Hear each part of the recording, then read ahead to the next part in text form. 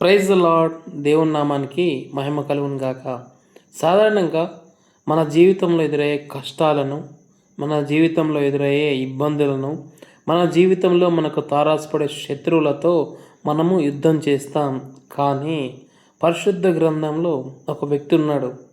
తన మీదకి, తన రాజ్యం మీదకి శత్రువులు దండెత్తి వచ్చినప్పుడు తన సైన్యాన్ని చూసి ముందుకు అడుగు వేయలేదు, కానీ తన ముందున్న దేవుని వైపు సాగిలపడి దేవుని కొరకు ప్రార్థించాడు. తద్వారా దేవుడు అనుగ్రహించిన శ్రేష్టమైన విజయాన్ని పొందుకున్నాడు. ఎవరా రాజు? రాజై ఉండి శత్రువులతో తను పోరాడకుండా దేవునికి తన బాధను అప్పచెప్పాడా? తన కష్టాన్ని అప్పచెప్పాడా? ఎవరా రాజు అంటే ఆ రాజుని గురించి మీకు పరిచయం చేయాలని ఆశపడుతున్నాను. రండి.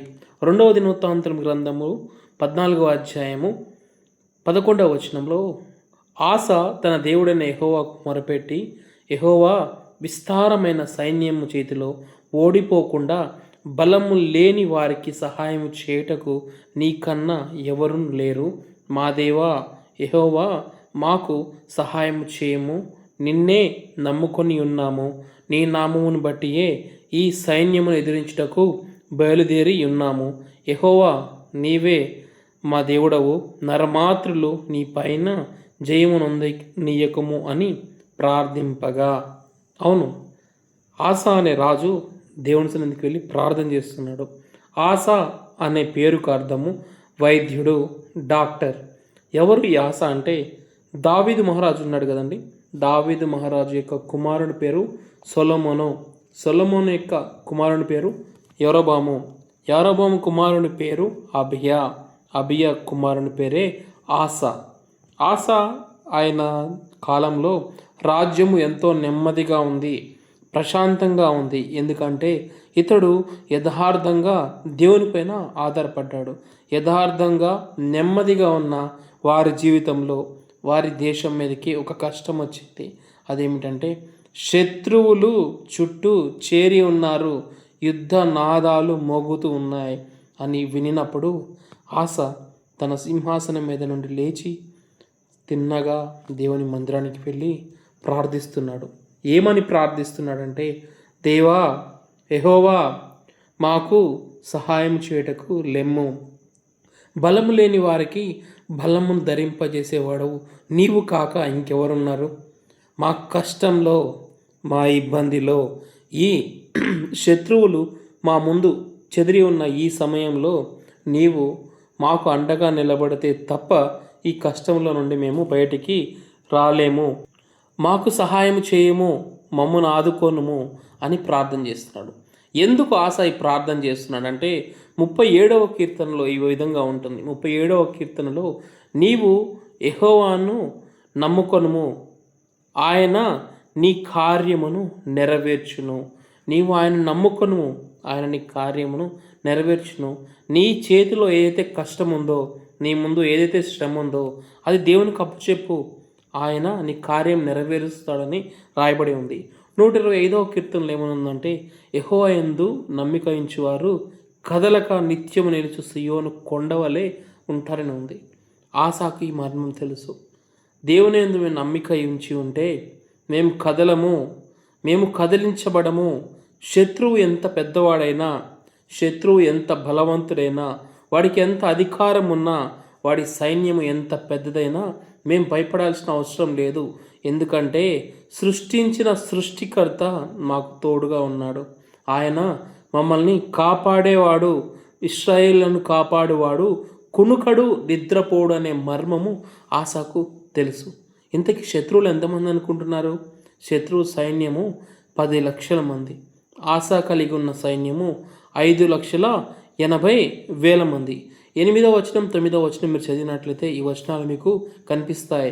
శత్రువుల సంఖ్య ఎంత విస్తారంగా ఉన్నా ఆస భయపడట్లేదు. తిన్నగా దేవుని సన్నిధికి వెళ్తున్నాడు. తన కష్టాన్ని, తన వ్యాజ్యాన్ని దేవుని మీద మోపుతున్నాడు. సంపూర్ణంగా తనకున్న ప్రతి బలహీనతను దేవుని చేతిలో పెడుతున్నాడు. దేవా నన్ను కరుణించు అని మొదటిగా ప్రార్థన చేస్తున్నాడు. దేవా నాకు సహాయము చేయి అని అంటున్నాడు. మూడవదిగా బలం లేని వారికి బలమును ధరింపజేసేవాడవు నీవే, బలాన్ని దయచేయని ప్రార్థన చేస్తున్నాడు. 4వదిగా ఈ శత్రువులు నీ పైన విజయము చెందడానికి వీల్లేదు. అంటే తన కష్టాన్ని తీసుకుని వెళ్ళి ఎవరికి అప్పగిస్తున్నాడంటే దేవునికి అప్పగిస్తున్నాడు. అదేంటి, శత్రువులు వచ్చింది ఆసా మీదకి కదా. యెహోవా నీ మీద విజయం చెందకుండా ఉండేలాగా సహాయం దయచేయని ప్రార్థన చేస్తున్నాడంటే దేవుని ప్రజల యొక్క కష్టము దేవునిదే. దేవుడు ఏమంటున్నాడంటే, ప్రయాసపడుతూ భారం వస్తున్న సమస్త జనులారా నా ఎద్దుకు రండి, నేను మీకు విశ్రాంతినిస్తా అంటున్నాడు. తన భారాన్ని తీసుకుని వెళ్ళి దేవుని సన్నిధిలో పెట్టి దేవుడు అనుగ్రహించే సమాధానాన్ని ఆశ పొందుకుంటున్నాడు. ఎందుకని అంటే ఆశ నమ్మి ఉన్నాడు. యెహోవా యందు నమ్మికై ఉంచి ఉంటే ఆయన ఆదుకుంటాడు అని. 132వ కీర్తనలో ఏమని ఉంటుందంటే, 132వ కీర్తన 18వ వచనంలో, అతని శత్రువులకు అవమానమును వస్త్రముగా ధరింపజేసేదవు, అతని కిరీటమును అతని మీద ఉండి తేజరిల్లును. అవును, శత్రువులకు అవమానాన్ని దయచేసేవాడు ఎవరంటే మన తండ్రి. తన తల మీద ఉన్న కిరీటం నిలిచి ఉండాలి అన్నా, శత్రువులు అవమానభరితులు అవ్వాలి అన్నా అది మనుషుల వల్ల సాధ్యం కాదు, దేవుని వల్లనే సాధ్యమవుతుందని ఆశాకు తెలుసు. కాబట్టి దేవుని సన్నిధికి వెళ్ళి ప్రార్థన చేస్తున్నాడు. మనం కూడా మన జీవితంలో తారసపడే ప్రతి శత్రువుతో మనం పోరాడవలసిన అవసరం లేదు. ఎప్పుడైతే మనం ప్రార్థనలో దేవుని సన్నిధిలో మన కష్టాన్ని, మన ఇబ్బందిని, మన శ్రమను, మన ఆటంకాలను దేవుని సన్నిధిలో మనం పెట్టినట్లయితే దేవుడంట మన పక్షాన్ని నిలబడి యుద్ధం చేస్తాడంట. యుద్ధము యెహోవాదే. నరమాతృలతో యుద్ధం మనం చేయవలసిన అవసరం లేదు. బహిరంగంగా మనం పోట్లాడవలసిన అవసరం లేదు. ఒక ప్రార్థిస్తున్న క్రైస్తవుని చూస్తే, మోకరిల్లి ప్రార్థిస్తున్న క్రైస్తవుని చూస్తే అంట సాతాను షేక్ అయిపోతాడంట. సాతాను నువ్వు వాక్యం చదివినా భయపడాడు, నువ్వు ప్రార్థిస్తున్నా భయపడాడు. కానీ ఎప్పుడైతే నువ్వు మోకరిస్తావో, ఎప్పుడైతే నువ్వు కన్నీటి ప్రార్థన చేస్తావో, ఎప్పుడైతే నువ్వు విజ్ఞాపన ప్రార్థన చేస్తావో అప్పుడు దేవుడు మీ ప్రార్థన వినబోతున్నాడు. ఆశ ఇటు రీతిగా ప్రార్థించినప్పుడు దేవుడు ఏ విధంగా జవాబిచ్చాడంటే 14వ అధ్యాయము 12వ వచనంలో ఏముంటుందంటే, యెహోవా ఆ కూషీయులను ఆశ ఎదుట యూదా వారి ఎదుటను నిలవనీయక వారిని మొత్తినందున వారు పారిపోయిరే. ఇక్కడ ఆశ యుద్ధం చేయలేడు, ఆశ సైన్యం యుద్ధం చేయలేదు. ఎవరు యుద్ధం చేశారంటే దేవుడే. మనం ప్రార్థన చేస్తే దేవుడు యుద్ధం చేయబోతున్నాడు. మనం ప్రార్థన చేస్తే శత్రువు పారిపోబోతున్నాడు. ఒక్క దారి గుండా వాళ్ళు వచ్చినా 10 దారులు గుండా వాళ్ళు పారిపోబోతున్నారు. ఎప్పుడు ఇది సాధ్యమవుతుందంటే నువ్వు దేవుణ్ణి నమ్మినప్పుడు, నీవు దేవుని మీద ఆధారపడినప్పుడు, నీ శత్రువును నీవు పోరాడకుండా దేవుని చేతిలో పెట్టగలిగినప్పుడు, నీవు నీ శత్రువుతో యుద్ధం చేయకుండా యుద్ధాన్ని దేవునికి అప్పగించినప్పుడు దేవుడు నీ పక్షాన యుద్ధం చేయబోతున్నాడు. యుద్ధం చేయడమే కాదు, శత్రువును తరిమివేయబోతున్నాడు. నీ ముందు ఎవరైతే విర్రవీగుతున్నారో, ఎవరైతే నిన్ను బాధపరుస్తున్నారో, ఎవరైతే నిన్ను ఇబ్బంది పరుస్తున్నారో, ఎవరైతే నీ అంతు చూస్తామో, నిన్ను నాశనం చేస్తామో, నిన్ను నామరూపాలుగా లేకుండా చేస్తామో, నిన్ను అంతం చేస్తామని అంటున్నారో వారితో నువ్వు యుద్ధం చేయవలసిన అవసరం లేదు. నీవు బహిరంగంగా ఎవరితో పోరాడాల్సిన అవసరం లేదు. కానీ నీవు దేవునితో పోరాడినట్లయితే, ప్రార్థనలో ఆయనతో నువ్వు పెనుగులాడినట్లయితే దేవుడు యుద్ధాన్ని చేయబోతున్నాడు. ఒక రాజై ఉండి తనను తాను తగ్గించుకొని దేవుని సన్నిధిలో ప్రార్థిస్తున్నాడే. ఒక సాధారణ విశ్వాసిగా ఉండి నీవు దేవుని సన్నిధిలో మోకరించి ప్రార్థించినట్లయితే, నీ భారాన్ని దేవుని సన్నిధిలో పెట్టినట్లయితే, నీ కష్టాన్ని ఆయనకు తెలియజేసినట్లయితే ఆయన తప్పక నీకు విజయాన్ని దయచేయబోతున్నాడు. 15వ అధ్యాయము 7వ వచనంలో ఏముందంటే, కాగా మీరు బలహీనులు కాక ధైర్యము వహించుడి, మీ కార్యము సఫలమగును.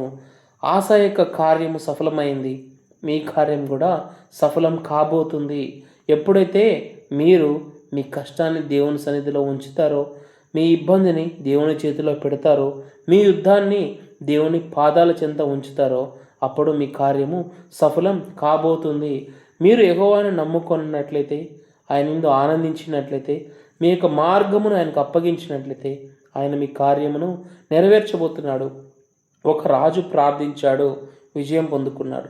ఒక విశ్వాసిగా మనం ప్రార్థించినట్లయితే మనం కూడా విజయాన్ని స్వతంత్రించుకుంటాం. ఆశా వలె మనం కూడా ప్రార్థించినట్లయితే దేవుని యొక్క మహిమను చూస్తాం. ఎందుకని నేటి దినము నుండి మనం ప్రార్థించకూడదు? ప్రతి దినం మన దినం దేవునితో ప్రారంభం కావాలి, మన దినం దేవునితో ముగియాలి. అప్పుడు ఆ మధ్య కాలంలో దేవుడు మన పక్షాన నుండి పోరాడతాడు. కాబట్టి నేటి నుండి ప్రార్థనను నిర్లక్ష్యం చేయక ఆశా వలె ప్రతి సమస్యను దేవుని చెంతకు తీసుకుని వద్దాం. ఆయన ద్వారా మాత్రమే జవాబులను పొందుకుందాం. దేవుడి చిన్ని మాటలను మన వినికిడిలో ఆశీర్వదించి దీవించునుగాక.